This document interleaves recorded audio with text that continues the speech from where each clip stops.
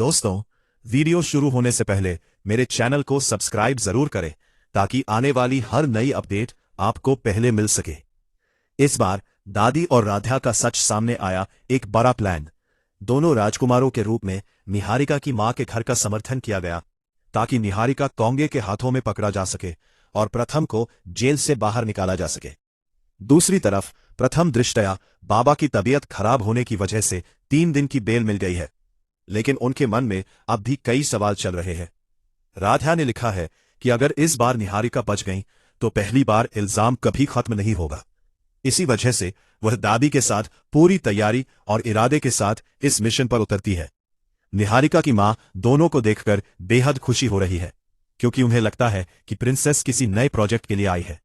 दोनों का बड़े प्यार से स्वागत होता है और प्रोजेक्ट की बातें शुरू हो जाती हैं। एक बार फिर राधा कृष्ण की शिष्या कहाँ है?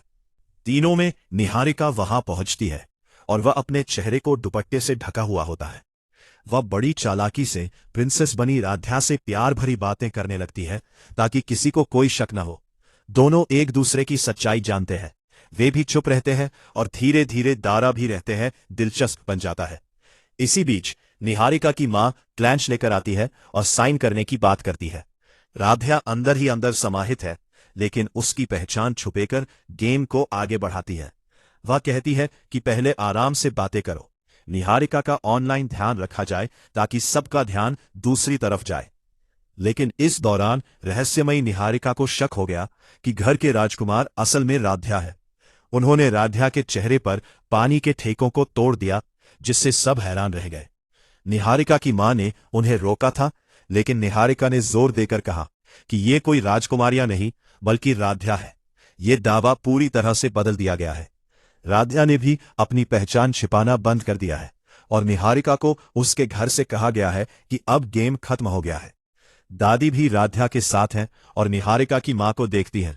निहारिका समझती है कि अब उनकी सच्चाई सामने आ सकती है, इसलिए वह वहां से लूटपाट की कोशिश करती है। लेकिन राधा उसे इतनी आसानी से नहीं जाना चाहती थी। वह उसका पीछा करता है और बालों को पकड़कर रोक लेता है। दोनों के बीच सैद्धांतिक स्तरीकरण शुरू हो जाता है और घर का पूरी तरह से तनाव से भर जाता है। राधा सखा ने कहा कि अब वह निहारिका को पुलिस के जवानों के रूप में देखना चाहती है ताकि वह प्रथम स्थान पर रहे। लगा कॉल, इल्जाम खत्म हो गया।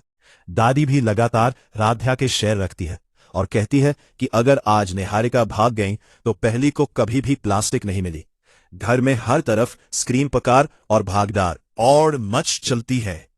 अचानक प्रथम दृष्टया वहां पहुंच जाता है और सामने का दृश्य देखकर पूरी तरह से आश्चर्यचकित रह जाता है।